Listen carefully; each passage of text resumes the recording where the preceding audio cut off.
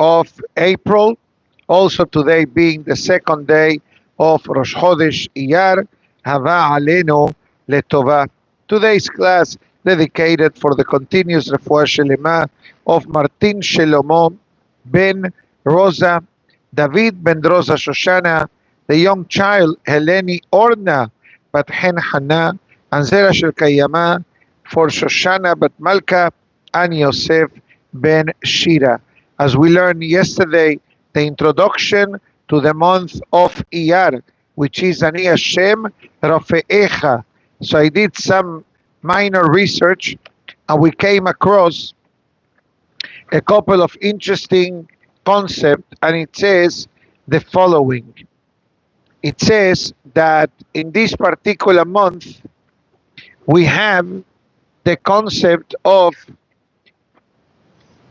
thank you, we have the concept of praying for refuah, which is obvious, as I quoted the pasuk, but it also says in the name of Rabbi Pinchas of Koritz, which was a holy Hasidic master, one or two generations after the Baal Shem Tov, and it says that the rain that falls in the month of Iyar carries a tremendous amount of blessing to the person. And there are those who say that when it rains, open your mouth, let the rain come straight into your mouth, right? And you're going to get great beracha. Try it. I've heard this in the name of many Gedolei Israel, but somebody asked me, no, mezanot. Somebody asked me if they can put a cup on top of the car and then drink the water. The answer is yes. Why not? Okay, the question is, why the rain of Iyar carries such a blessing? Anybody listening to what we are learning today, say me, what this rabbi is crazy, they collect the water, open your mouth. So he gives a reason, and it says, you know why? Because, and this is so powerful, it says, Roba hulshot be'amahalot, says that a lot of the physical weakness and medical conditions come to the person due to the food that we eat. And it is true. How many times you hear food coloring? There is a lot of awareness on the red dye, you know, the FC, the colors, the code, especially the kids' candies and cereals. Or sometimes you buy a package, especially from Israel, that says Kamut Sukar Gevoha, right? Or they tell you it's a lot of sugar. You know, why they have to tell you all these things? Even now in America, at least, the canned goods and food packages, they come with nutrition facts, right? And I heard not long ago that even the wine industry will have now nutrition facts, because each wine is a different story altogether. Merlot is not Cabernet Sauvignon. Cabernet Sauvignon is not Chablis. Chablis is not a Red Concord. These are names of grapes, some names of wine. I'm sure that there are many more in the market, but I think that's going to be coming soon, such a concept. But the Hidush, says the Bnei Issachar, because on the month of Iyar, the man started to come down. Hineni mamtir lachem lechem min hashamayim. The rain, the pasuk says, I'm sending you like rain. Hence the word mamtir from Lashon matar. Matar is one of the different names when it comes to the rain. There are different types of rains. Your matar, yore, malkosh. Then you have tal, which is less than rain, but something that flows constantly. And it says how the pasuk calls it. The Gemara writes, lechem abirim, the bread of the mighty. Why? Says the Gemara in Yoma, that anyone that had any type of medical condition, by eating the man, they will have a refuah shelema. How many times? I'm sure the Kahal Kadosh I've heard stories in the name of great tzaddikim, especially the Baba Sali, alav shalom, that used to give the mahya, or they used to go like the Moroccan arak, right?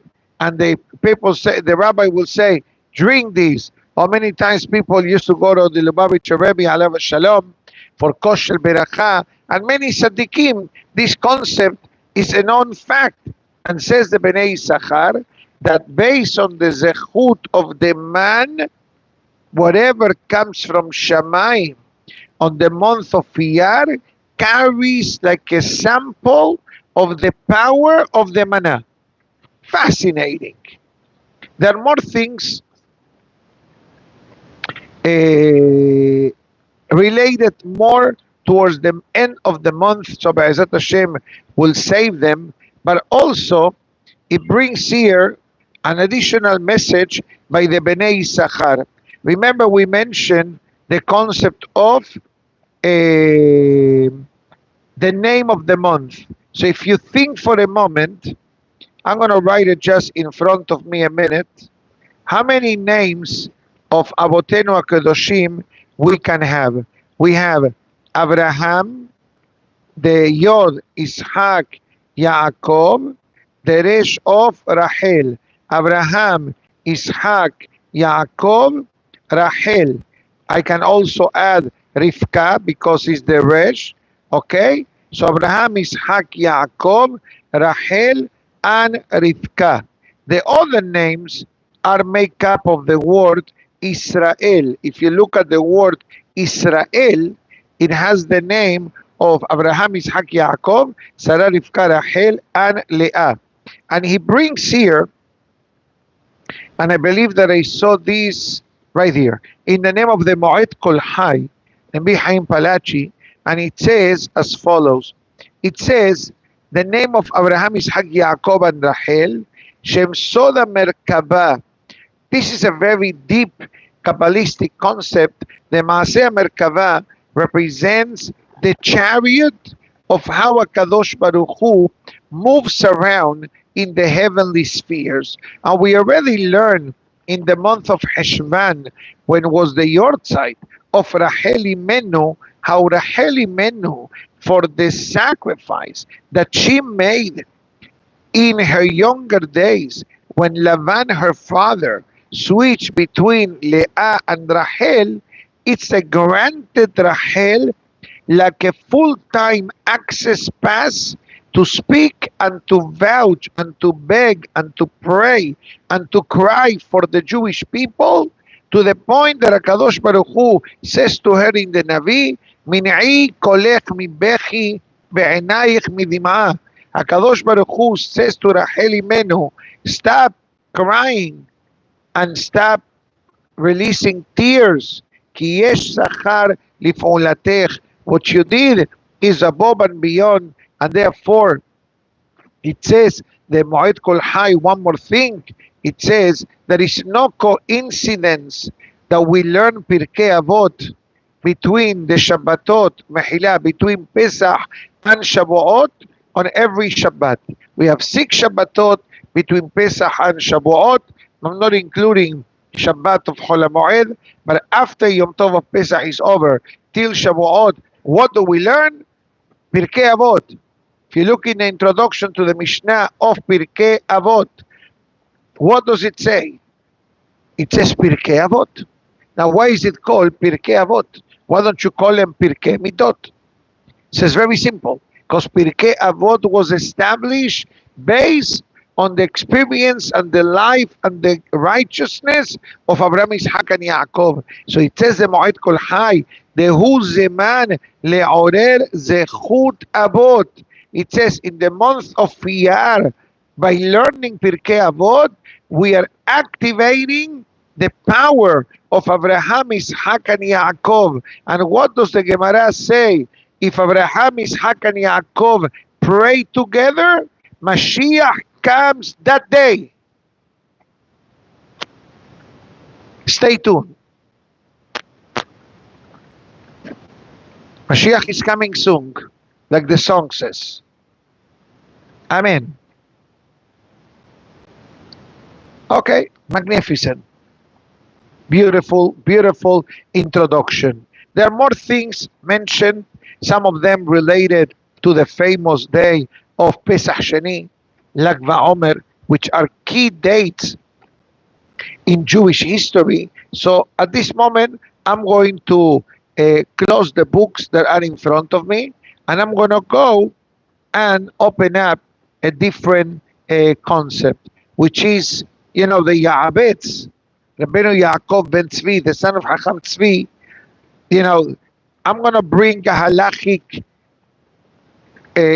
message, even though we don't follow that halacha, according to the Sephardic tradition, according to some halachic traditions, related to the matzah. We have matzah next to me.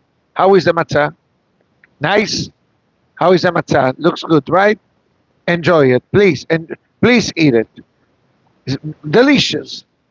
Okay? So we learn Motzei Pesach, that according to the ruling of Hacham Rabbi Yosef alav shalom, from the morning after Pesach finish till next Pesach, the beracha is mezonot. According to the Ashkenazic tradition, matzah is a motzi all year long. That's why in many hotels, in many places that they do, they make hamotzi on the matzah. Because for Ashkenazic tradition, the halacha is hamotzi. Can you make sure the room is a bit quiet, because my ears are very sensitive. Towards my left. Thank you. Now, there is another opinion in the Sephardic halacha that if a person has matzah left over from Pesach till Pesach Sheni, is hamotzi. We don't follow that ruling. And the question is why? Ask me why. It's a great question. So I'm going to give you the reason. Number one is Leshem Matzah Mitzvah. So it's a mitzvah. But the main reason is because when we left Egypt with the matzah, till when the matzah lasted, till Pesach Sheni, that's what we ate. So according to the opinion of Hacham Mordechai Eliyahu and others, hamotzi till Pesach Sheni. Because we follow the majority of the rulings, we follow the ruling of Hacham Rabbi Yosef, and that's it. Now, your background is from Morocco, right? So you got to check with your local rabbi from the Moroccan community what is their tradition. I do know people that follow the Iraqi tradition that they say hamotzi till Pesach Sheni. Even though the majority of the Sephardim follow the ruling of Hacham Rabbi Yosef, because there are many halachic requirements, but if we think for a moment, is the same matzah that we said hamotzi for Pesach, and according to what we learn, Bnei Israel, the matzah lasted for 30 days. The Pasuk writes, there were 3 days without food. And the manna, the first day it came down, was Lag Omer. According to the Hatam Sofer, the first day the man came down was the 18th of Iyar. So you make the calculation. If the matzah lasted 30 days, it's only till Pesach Sheni. So what do you have? 15, 16, 17, they have nothing what to eat. They eat whatever, fruit, vegetables, grass, who knows what they ate. We don't know what they ate. They didn't have the menu. So that's the reason why he says, and that's what the Yahaveh says, by the way. The Yahaveh says, you should say hamotzi till Pesach Sheni. For this reason. But I just clarify. I'm not trying to change anybody's life. I'm only creating an awareness of how the halacha looks at this particular topic of the matzah. With that being said, let's switch to the topic of the Sefirat HaOmer. Today we are which number? Number 16, Hazaku Baruch. So the number 16, I have two sources that I would like to speak about. Number 16, that's Tet Zain of in the book, and it says as follows. Okay, let's spend a short few moments to discuss who is basically the host of the week, which we already know, Yaakov. Who is the guest of honor of today? So, if today is 16th day of the Omer, so the Sephirah, so to speak, it's called Devora Shevatif Eret. Yani, Ishak Avinu is the guest of honor of his son Yaakov. We started to discuss this topic, what Ishak Avinu represented. Discipline, restraint, self-control, etc. And then we have Yaakov Avinu. Yesterday, we introduced the topic of Yaakov Avinu. What Yaakov Avinu represents? Tiferet. We explained that the word Tiferet means a lot of things. One meaning of the word Tiferet is Lashon Pe'er, something beautiful. But Tiferet also means the topic of harmony, which is how Ishak and Abraham and Ishak were instrumental, that's the word, in the development of the person who Yaakov Avinu became. So the Sephirah of today teaches us something very interesting. To have balance in life, it's important, correct? Even though what I'm going to say now, it sounds very strange, but I have to say it because it's part of today's message. Let's say that a person loves to do Hesed. A person loves to do act of kindness. By doing a lot of Hesed, he neglects his prayers, neglects his learning, and neglects family time. Is that Hesed that he does, it's valued or not? Hazaku Baruch. So I'm able to say with this introduction that doing too much Hesed, it's really not balanced. Even though what I'm saying doesn't make any sense. If there is a pasuk that says, Olam Hesed Ibaneh, the pillar of the world is kindness, sure. But remember what Shlomo HaMelech says, Davar ve'ito matov. You gotta find a time for everything. And that's how the pasuk begins. Lakol yesh zeman va'et tahat hashamayim. There is a time under the heaven for everything. You want to do Hesed? Magnificent. But don't sacrifice the prayer and the minyan to do a Hesed. And we're not talking about an isolated situation or a particular medical scenario, has v'shalom. There are always exceptions.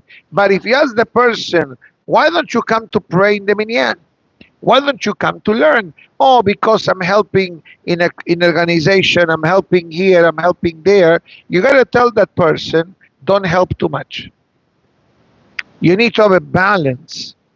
It's like our body. Doesn't our body has a balance? And a person feels it. Sometimes people have dizziness or vertigo, right? Or water in the ears, all these things. What they affect the balance of the person. And it says the following. In the beracha that we say when we go to the restroom, when we come out of the restroom actually, is the beracha of Asher Yatzar. And at the end of the beracha we say, She'im isatem oim ipateach. If something, God forbid, becomes clogged, has v'shalom, or something becomes rupture. How many times you hear the words, a clogged artery? or a rupture vessel, has v'shalom. Okay, so what are these berachais make us understand? There are certain things that they need to be open, and certain things they need to be closed. Why? Because that is what keeps the balance of the human body. You follow what is Safra is saying? So the message number one is that a person needs to have a balance in the spiritual life as well. There is a time to pray, there is a time to learn, there is a time to do hesed, there is a time to do mitzvot, there is a time for your family, there is a time to go to work. And our mission and goal as Yehudim is to find the proper balance to make sure that everything that we need to do in our day, in our week, in our month, is within the parameters of our Torah. That is Ben Adam Lamakom, and obviously, since I touched very superficially on the blessing of Asher Yatzar, so we take advantage and to tell the Kahal, reinforce this beautiful mitzvah, because this mitzvah, it can be considered like a life insurance, that the body functions properly. God forbid how many times you hear, has v'shalom, medical conditions, medical challenges, etc.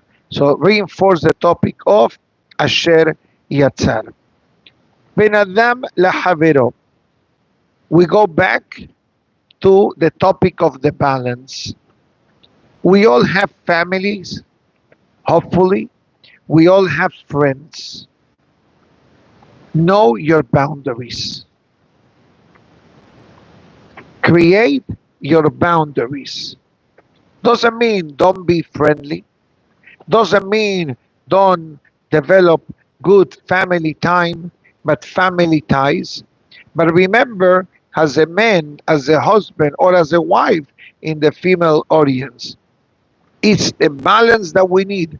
Balance for ourselves, balance for our immediate family, and sometimes you got to keep a certain distance. It's not easy because sometimes people don't know. It happened to me the other day. Somebody called me up and he says, Rabbi, I need help. I said, okay, what help do you need? What help do you need? He says, I need help in setting up boundaries. Because I have friends and relatives that they don't know what boundaries are. They just cross over. The other day, I was knocking on the door of my house, and somebody asked me, Rabbi, it's your house. Why are you knocking on your door? Can you just come in? You know me already. I quoted the Gemara. Anichnas lebeto pitom, the Gemara says. There are certain things that Hashem really does not like. You ready for this one? Hanichnas lebeto pitom. And I'm giving you the mild version of the Gemara because it's only Tuesday morning and I'm cool, calm, and collected. The real version of the Gemara is much stronger. And the Gemara says, Kol shiken lebeto shel havero. If when you come into your home, you should knock on the door out of the rejeres. Maybe the house is not that presentable. Or maybe your wife she wants to fix herself before you come in. Or maybe it's in the moment of nidah and there are some seniut issues, etc. Today is very easy. Today you pick up the phone. And I think I said this in the past. I don't go home straight. For years. Before I go home, I call my wife. I'm on the way to the home. In how many minutes she'll be home? I usually say to her, I'm leaving the office. So in a few minutes. So she knows me already. In an hour. True story, by the way. She says, I'm not putting the food in the oven until I see you inside the house. True story. And she knows me already. I'm a bit unpredictable. in certain areas, especially when it comes to matters, unexpected situations, or phone calls. But Baruch Hashem, she has an understanding, I have an understanding. But once I learned this Gemara many years back, I said, listen, if I can avoid God being unhappy with me because I just came into the house without advance notice and maybe creates an unnecessary stressful moment. Oh, I wish you would have called me so the food is ready. Imagine you come home and you want to eat and the food is not ready and the kids are doing homework. And then you ask your wife, how come? You know that I come at 7 o'clock. Why the dinner wasn't ready? And becomes all balagan. Okay? And many people say, Rabbi, you're crazy. You're crazy. Go speak to God and go speak to the Bishop Omer Yochai. If you come back, talk to me again. You got it? And I'm being mild in the language of the Gemara. So they asked me what to do with this person, with this family member. Tell them that you value family, but your kids need to have stability. Meaning to say, if unexpected, unannounced guests come, it changes the dynamics of your home. And that's what the Gemara says. Imagine yourself, I'm not going to tell you where you live for security reasons, obviously. But let's say I happen to be in your building and I said, oh, I'm going to go visit him. And suddenly I knock on the door. Obviously, him and his wife will say, Rabbi, please, come, faddal. But what if they were going to rest, to take a nap? Or what if they were planning to go out? And suddenly I invaded your privacy. I invaded your space. If I call you and I let you know I'm going to be in your neighborhood and I swing by to say hi and they tell me yes, Hazaku Baruch. But to be cute and out of nowhere to go ahead, that's what the Sefirah of today says. Set up healthy boundaries in the relationship. Could be friend, could be family. And it goes further and it says, sometimes there are people who become very reliant on us. And the message of today is, don't stop helping, but draw the line. Because you are yourself. You have yourself, you have your family, you have your wife, you have your children, you have those who need you. And when I mean need, I don't mean needy only the financial dependency. That's what the Gemara writes. Shehi behem teluim bo. The wife and the children are dependent on the husband, and the husband depends on HaKadosh Baruch Hu. But the idea is that to have balance in life is very beneficial. Even the Gemara gives tips in investments. Shlish, shlish, shlish. A third in real estate, a third liquid, and a third in merchandise. In English, they will say, don't put all the eggs in one basket. Guess what? There is also a learning plan. How much the Torah, not how much a person should learn Torah, but how the Torah should be diversified. A bit of Chumash, a bit of Tehillim, a bit of Mishnah, a bit of Halacha, a bit of Gemara. So then you become like an all-inclusive individual. And the final message of today, Ben Adam le'atzmo, me, myself, and I, try to bring goals to become a reality in your life. And I'm sure that Baruch Hashem, many people do this. For example, I was sitting in the office earlier and I already made a note of the things that I need to achieve today. With Hashem's help, obviously. So based on my to-do list of today, my day is gone. My day is gone. Have another class here. I got to do some work in the office. Have a rabbi's meeting. Come back in the afternoon and have a class. Mincha, Arvit, 2 appointments. Shalom al Israel. What time I'm getting home tonight? I don't know. That's the same question my wife asks me. Are you coming early or late? So as of now, normal. The question is, what is normal in my life? I don't have a normal life. I have a beautiful life. I'm not complaining, but I'm saying sometimes and I'm sure that many of the rabbis feel the same way. Some of our days become a bit unpredictable. As much as we think that we plan, but forget about the rabbis now, because the rest of the world is not the rabbinate. But it says part of the balance is that the person has an agenda for the day. What I'm going to do today. What I'm going to do today. What do I need to do today? Let me ask you a question. Did you file your taxes yet? Okay, hurry up, because Florida is expiring tomorrow night. Sure. I was told that. Expiring the tax filing till May 1st.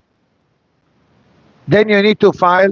Sure. Then you file for another extension. I understand that, but I'm saying in my to-do list, my taxes are already done. It says I need to review it and submit. Shalom al Israel. But that takes time. What do I need to do? I need to answer 6 questions in different halachic matters that are waiting for me upstairs. I already know the questions. All types. Kashrut, marriage, family purity, fertility treatment, mourning questions, and a borderline financial question. And these are what's on my desk. All different. But it's fine. I'm not complaining. I do my personal prayer. Hashem guide me accordingly. But again, forget about the rabbi. The message is today, put a balance in your life. Set up goals. Like yesterday night, Mehila, like yesterday morning, I'm going to finish now because I'm going to have Spanish class soon in this room as well, and they have to clean up everything else. Remember, one of the messages that we learned yesterday or the day before was what? Heshbon and Nefesh. Play the movie in your brain. What did you do in the day? What can be done better? What should not be done? Today's message is not different.